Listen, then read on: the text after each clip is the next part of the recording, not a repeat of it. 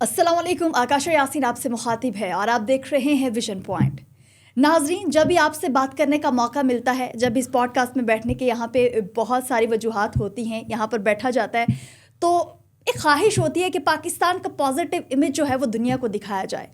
पाकिस्तान में क्या हो रहा है, पाकिस्तान की खूबसूरती, पाकिस्तान में जो कुछ भी आजकल हो रहा है वो इतना अच्छा होना चाहिए कि आप तक पहुंचाते हुए किसी दुख का इजहार न किया जाए, या दिल इतना खुश हो कि वो खुशी हमारे चेहरों से मुस्कुराहट की सूरत में आपके सामने आए। लेकिन बहुत सारे वाक़यात जो हमारे सामने आते हैं तो फिर ऐसा नहीं हो पाता। फिर जो पाकिस्तान में आजकल हो रहा है वो आपके सामने रखना हमारी मजबूरी बन जाती है, क्योंकि तमाम तर हक़ाइक़ आपको विजन पॉइंट के थ्रू ही मिल सकते हैं। क्योंकि हमारे साथ हमारे स्टूडियोज़ में हमारे एक्सपर्ट जवाद फैज़ी साहब मौजूद होते हैं जो कि अंदर की खबर आपके सामने रखते हैं। तो मैं हमेशा चाहती हूँ कि पाकिस्तान की बात हो, पाकिस्तान के रंगों की बात हो, पाकिस्तान की खूबसूरती की बात हो, लेकिन अनफॉर्चुनेटली इस टाइप के केसेस जो है वो भी हमारे सामने आते हैं। वो भी हमारी रिस्पॉन्सिबिलिटी है आपके सामने रखना। सबसे पहले अगर हम बात करें कि हज़रत अली का कौल है कि किसी पर अगर एहसान करो तो फिर उसके शर से भी बचो, मुझे लगता है कि ये यहाँ पर बिल्कुल सही जो है वो बात बैठती है कि अफ़गानिस्तान जिस पर एक वक्त में हमने एहसान किया, उनको यहाँ पर पनाह दी, और आज हमारे साथ क्या हो रहा है ये शायद हमारे लिए सबक है कि आइंदा के बाद जब किसी पर एहसान किया जाए तो सोच समझ लिया जाए कि ऐसा करना सही भी होगा या नहीं होगा, या आने वाले वक्त में इसके कितने नेगेटिव जो इम्पेक्ट है वो हमारे मुल्क पे पड़ने वाले हैं। लेकिन उसके साथ साथ अगर हम बात करें कि ख़ुद को मुसलमान कहने वाले जो भाई ख़ुद को इस्लाम का मलदार समझते हैं, उन्होंने इस माह मुक़द्दस का भी ख़याल नहीं किया, और इस माह मुक़द्दस में किस तरीके से वो पाकिस्तान के साथ क्या कर रहे हैं। खैबर पख्तूनख्वा की अगर बात कर ली जाए तो मुसलसल तीसरे रोज़ भी दहशत गर्दों के निशाने पर है, और इसके साथ साथ कल अदम BLA के दहशत गर्दों ने बलूचिस्तान पर जो हमले किए वो भी हमारे सामने ही है। उसके साथ साथ फितना ख़वारिज को जहन्नुम वासिल करने का वक्त आ चुका है, और आई थिंक सो अब ये हो जाना चाहिए। अफ़गानिस्तान में हर किस्म की जो दहशत गर्दी है, अफ़गानिस्तान हर किस्म की दहशत गर्दी में मुलव्विस है, ऐसा कहना है DGI SPR का। और इसके साथ साथ जवाद फैज़ी साहब हमारे साथ स्टूडियोज़ में मौजूद है। मज़ीद तफ़सीलात, तमाम तर इस जो हक़ाइक़ है, तमाम तर बातें जो हैं इस दहशत गर्दी के हवाले से, इसके पीछे कौन है, और उसके साथ साथ अफ़गानिस्तान का कितना हाथ है। अफ़गानिस्तान हमारा नेबर कंट्री है, लेकिन इस तरह के हालात हम अपने नेबर कंट्री में, जिसने आप पे एहसान किया, आप करते हो, तो ये तो बहुत गलत बात है। ये बात तो तय है कि दहशत गर्दी के खात्मे के लिए पूरी कौम को लड़ना होगा, पूरी कौम को एक पेज पे आना होगा, तभी इसके जो है सद्जवाब निकाला जा सकता है। अस्सलाम वालेकुम सर। वालेकुम। कैसे हैं आप? अल्लाह का शुक्र, आप ठीक हैं? अल्हम्दुलिल्लाह बिल्कुल ठीक। मुल्क हमारा ठीक नहीं है, मुल्क के हालात ठीक नहीं है, क्या कहेंगे? मुल्क बहुत ठीक है, हम ठीक नहीं हैं। हम ठीक नहीं हैं, हैसियत मजमूई हम ठीक नहीं है। मुल्क तो अल्लाह ताला ने बहुत प्यारा दिया। आपने भी बात की, देखिए ऐसी खूबसूरत लैंडस्केपिंग जी, ऐसे खूबसूरत मौसम, नज़ारे, 12 मौसम तो नहीं है खैर, लेकिन 4 मौसम तो है ना, और उन सब की खूबसूरतियाँ आप देखें। मैंने पहले भी ये कई दफ़ा कहा, और मुझे बार बार कहना अच्छा भी लगता है। आज आपने इंट्रो बड़ा अच्छा दिया कि चाहिए तो ये था कि हम खूबसूरतियाँ बयान करते, अच्छाइयाँ बयान करते, लेकिन सवाल मेरा अपने आप से है कि मैं ख़ुद कितना अच्छा हूँ जो मैं अच्छाइयाँ एक्सपेक्ट करता हूँ किसी से। हमें भी तो जांचना चाहिए ना, ख़ुद को परखना चाहिए। इससे ज़्यादा अगली बात मैं वो करना चाहता हूँ। देखिए, मैंने पहले भी कहा था, जिस मुल्क में सिंगल S मौजूद है उसने तरक्की कर ली। अब पूछें S क्या है? S क्या है? हाँ, जहाँ पे स्नो है, S, जिन मुल्कों में सिर्फ स्नो है उन्होंने उसको बेचा। मतलब शरबत डाल के गोले नहीं बेचे, वो आपकी मर्ज़ी है खा लें, लेकिन उन्होंने बर्फ़ दिखाई और पहाड़ दिखाए, ऐसे स्नो। जिन ममालिक के पास सिंगल S है, सी, समंदर, उन्होंने उसको बेचा, और वहाँ बीच किनारे, और वो इन बिटवीन नहीं, बीच वो नहीं जो बीच के समंदर जी, उन्होंने वो बेचा जी। और जिनके पास सिर्फ सिंगल S है, सैंड, सहरा, उन्होंने वो बेचा। पाकिस्तान के पास तो ट्रिपल S हैं, स्नो है, सी है, सैंड है, सहरा है। वो आप चले जाएं, बहावलपुर चले जाएं, आप जनूबी पंजाब चले जाएं, चोलिस्तान चले जाएं, उन सहराओं में क्या खूबसूरतियाँ हैं, اور کیا کچھ نہیں ہے، ہم نے اس کو سیل نہیں کیا. ہمارے ہاں سمندر صرف کراچی کا تو نہیں ہے، وہ بندرگاہ دنیا کی بڑی اہم ہے، لیکن ہم نے خود خریدا. 1954 میں سودا کیا اور 1956 میں 56 میں ہم نے خرید لیا سلطنت عمان سے گوادر. اور آپ شاید گئی ہیں نہیں گئیں، وہ دنیا میں ایک جسے معجزہ کہا جاتا ہے نا، وہ گوادر ہے. اسے کہتے ہیں ہیمر ہیڈ، ٹھیک ہے. اور یہ سارا ہی پانی ہے اور یہ صرف خشکی ہے. اور ادھر آپ پاؤں چلتے ہیں. میں خود گیا مچھیرے کے ساتھ اس کی بوٹ میں، پاؤں میں گیا رہا ہوں پانی میں، اور پھر میں بوٹ میں بیٹھا، بوٹ اوپر نہیں آ سکتی تھی. اور اس طرف ادھر پاؤں ہے اور ادھر دنیا کی دوسری تیسری قدرتی گہری ترین بندرگاہ، جہاں آ کے جہاز یوں لنگر انداز ہوتا ہے، ڈیک پہ لگتا ہے اور سامان آپ اتار رہے ہیں، مسافر اتار رہے ہیں. میں ادھر سے بھی نیوی کی بوٹ میں بیٹھا.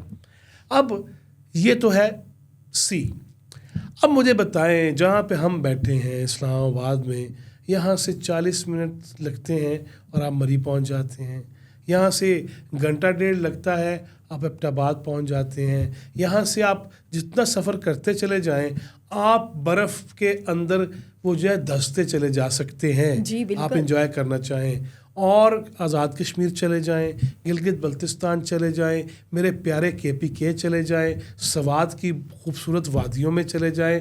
اور اتنا خوبصورت ہے.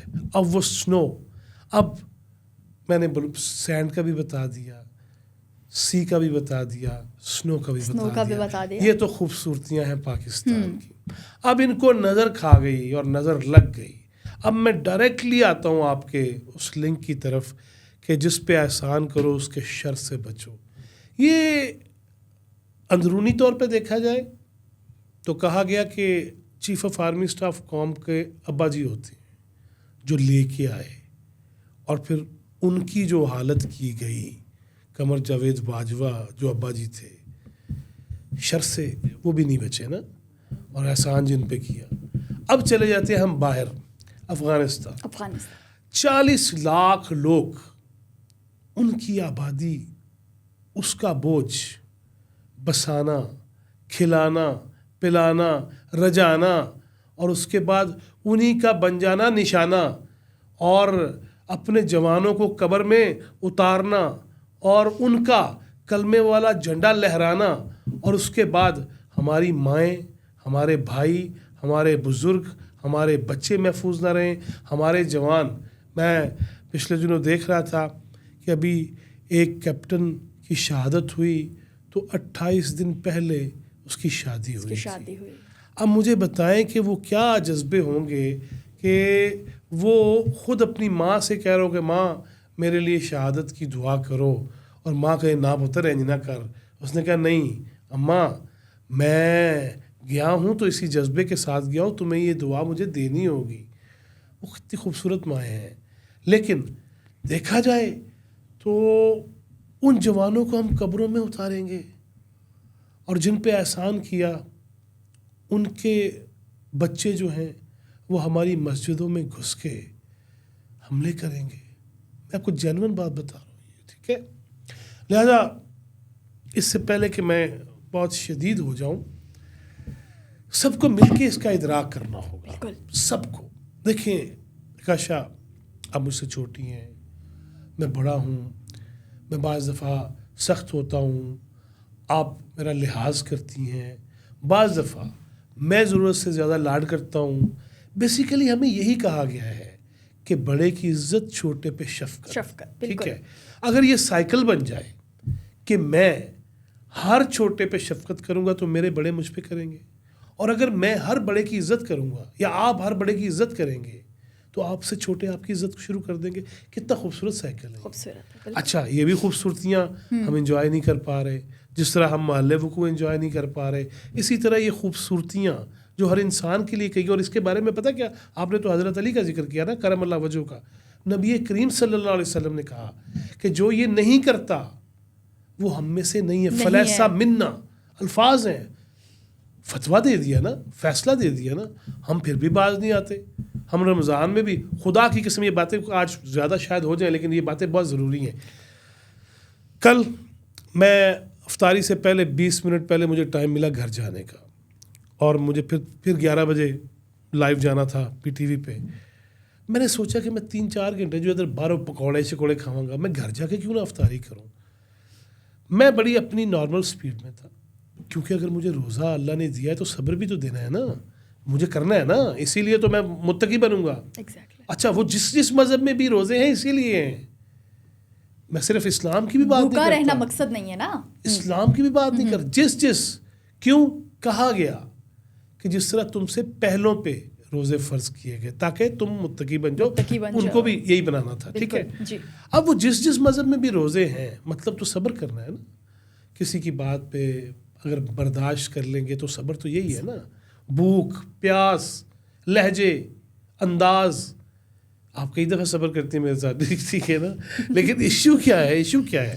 دیکھیں میں جا رہا تھا، اتنی تیز گاڑیاں چل رہی تھیں. میں اپنی جہاں میں رہتا ہوں، میں بلڈنگ کے نیچے پہنچا تو اس سے 1 منٹ پہلے صدائے وہ کلمہ حق بلند ہوا، اللہ اکبر. میں گاڑی میں تھا، میں نے پانی سے روزہ افطار کیا. میں بلڈنگ کے نیچے پہنچا، وہاں افطاری لوگ کرتے ہیں آ کے. تو مجھے وہ چوکیدار نے بھاگا ہوا ہے، سر جی لیٹ ہو گئے ہو، یہ لے. اس نے مجھے سموسہ دیا، کھجور دی. میں نے اس کے ساتھ کھڑے ہو کے آرام سے افطاری کی. پھر میں گھر پہنچا. پھر میں جو بیسیکلی تو میں پکوڑوں کا شوقین تو تھا، لیکن رمضان میں نہیں شوقین، کیونکہ یہ فرض نہیں کیے گئے، روزے فرض کیے گئے، پکوڑے فرض نہیں ہیں. لہٰذا اب میں پہنچا ہوں، میں نہ مرا ہوں، نہ میری ہلاکت ہوئی ہے، نہ شہادت ہوئی ہے، نہ میں بے ہوش ہوا ہوں. میں اگر 5 منٹ بعد جا کے میں نے کھجور سے افطاری کر لیا تو ہو گئی نا. جہاں اتنے گھنٹے میں برداشت کر گیا وہاں 5 منٹ اور صحیح. لیکن وہ جو زم اور خدا کی قسم گالیاں دے رہے ایک دوسرے کو اور کوئی راستہ نہیں دے رہا. واٹ از دس؟ آپ نے جو بات کی نا کہ خوبصورتیاں بہت ساری ہو سکتی ہیں. چلے پھر واپس ادھر ہی آتے ہیں. اب دیکھیے، آپ کو یہ پتہ ہے کہ پہلا کیس اسلام آباد میں بن گیا ہے بنی گالا سے. بنی گالا کئیوں کی چھیڑ بھی بنی ہوئی ہے کہ نام آتے ہی کہتے ہیں بنی گالا کی ہوئے.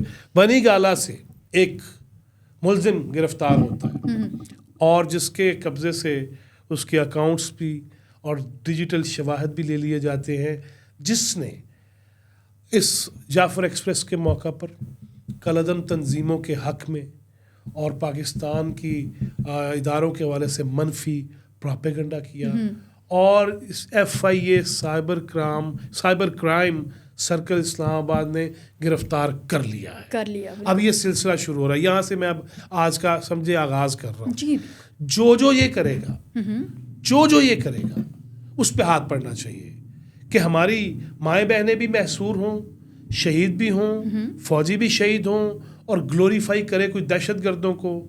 اور میں تو ہمیشہ یہ کہتا ہوں، اور یہ مجھے ایک موقع پر حکومت وقت نے بلا کے مجھے اپریشیٹ کیا کہ یار یہ تم نے کیا ٹرمینالوجی دی ہے. مثلاً ہم اخباروں میں، ہم چینلز پہ، ہم سوشل میڈیا پہ کہتے ہیں فلاں نے بم دھماکے کی ذمہ داری قبول کر لی، فلاں نے، آپ سمجھتے ہیں کہ یہ سرخیاں چلتی ہیں، ذمہ داری قبول کر لی، BLA نے کر لی، فتنۃ الخوارج نے کر لی، مجید بریگیڈ نے کر لی، فلاں نے کر لی، داعش نے کر لی، IS نہیں. میں نے کہا تھا سب سے پہلے پاکستان کے اندر کہ اس کو ذمہ داری قبول نہیں کہیں گے، اس کو اعتراف جرم کر لیا کہیں گے. یہ ذمہ، کیونکہ بیوہ کی کفالت کر رہے ہو یا کسی یتیم کی تعلیم کا جو ہے وہ بیڑا اٹھایا ہے جس کو ذمہ داری کو آپ نے لے لی ہے، اور یہ اعتراف جرم ہے جس نے یہ کہا ہے کہ یہ بم دھماکہ ہم نے کیا ہے، یا اتنے لوگ ہم نے جان سے مار دیے ہیں، یا اتنے فوجیوں کو ہم نے شہید کر دیا ہے. یہ اعتراف جرم ہونا چاہیے.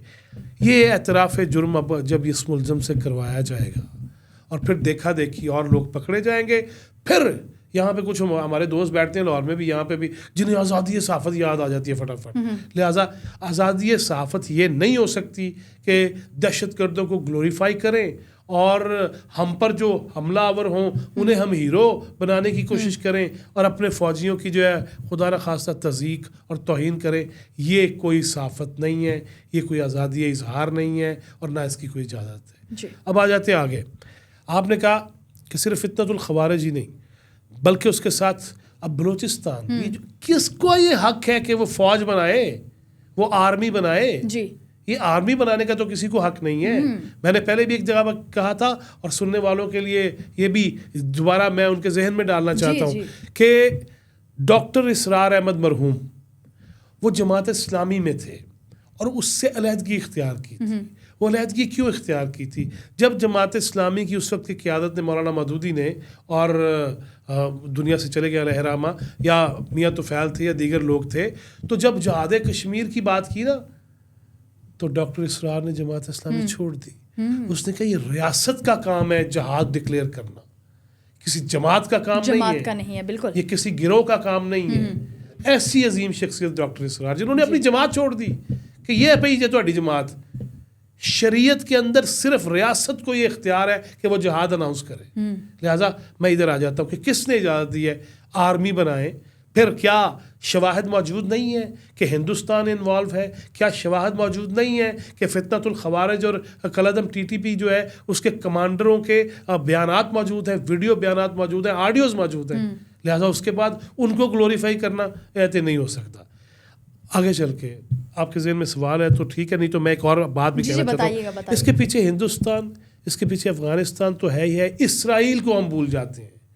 اسرائیل پہلے دن سے پاکستان کے خلاف ہے کیونکہ یہ وہ واحد سلطنت، یہ واحد عرض وطن ہے جو مذہب کے نام پہ بنی، اسلام کے نام پہ بنی. بالکل. اور وہ پہلے دن سے اس کے خلاف ہے. اور میرے استاد آغا شورش کشمیری وہ بھی یہ لکھ کے گئے 1960 کی دہائی میں. اور پھر حکیم سعید شہید، پھر ڈاکٹر اسرار احمد مرحوم، ان کے آپ جتنے مضامین ہیں اور جتنی گفتگو ہے اس میں دیکھ لیں، وہ تانے بانے جو جتنے سارے ہیں وہ اسرائیل سے یروشلم سے جڑتے ہوئے ہیں اور ان کی سازشیں آگے چلتی ہیں. لہٰذا اسرائیل تو اس کے پیچھے ہے. 3 بڑی ایجنسیز جو ہے نا وہ پاکستان کے خلاف اس وقت کام کر رہی ہیں. راہ ہے، موساد ہے، اور ان کے پیرول پہ پلنے والے جن پہ احسان ہم نے کیا تھا جو آپ نے شروع میں کہا، اور ان کے شر سے ہم نہیں بچے، افغانستان اور اس کے فتنۃ الخوارج کے لوگ.